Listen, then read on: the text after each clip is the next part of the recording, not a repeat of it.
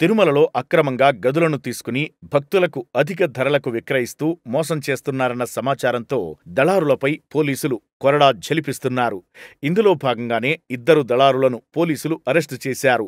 శ్రీ వెంకటేశ్వర స్వామిని దర్శించుకునే భక్తుల కోసం తిరుమల తిరుపతి దేవస్థానం రూమ్ బుకింగ్ సిస్టమ్ ద్వారా మోసాలకు పాల్పడుతున్న ఇద్దరు వ్యక్తులను తిరుమల టూ టౌన్ పోలీసులు అరెస్టు చేశారు. పట్టుబడ్డ వ్యక్తులు తరచూ గదులు తీసుకోవడాన్ని గుర్తించారు. పోలీసులు సీసీటీవీ ఫుటేజీని పరిశీలించగా నిందితులు గత 2 నెలలుగా తరచూ గదులు బుక్ చేస్తున్నట్టు తేలింది. ఈ బుకింగ్ సిస్టమ్ను ఉపయోగించి నిందితులు దాదాపు 45 గదులను బుక్ చేశారని దర్యాప్తులో వెల్లడైంది.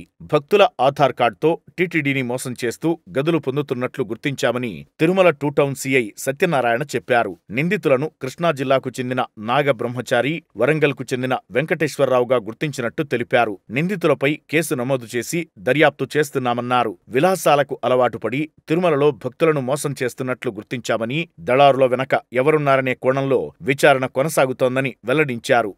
నాగ బ్రహ్మచారి, వెంకటేశ్వరరావులు నకిలీ లేదా అరువుగా తీసుకున్న ఆధార్ కార్డులను ఉపయోగించి గదులను పొందారని, పూజా అవసరాలు, ఆపై వాటిని పెంచిన ధరలకు తిరిగి విక్రయిస్తున్నట్లు టూ టౌన్ పోలీసులు తెలిపారు. ముందు అనుమానంతో అదుపులోకి తీసుకున్నామని, ఆ తరువాత అసలు విషయాలు వెల్లడైనట్టు తెలిపారు. వారాంతం, తీర్థయాత్రల రోజుల్లో తరచుగా గదుల కొరత ఉంటుంది.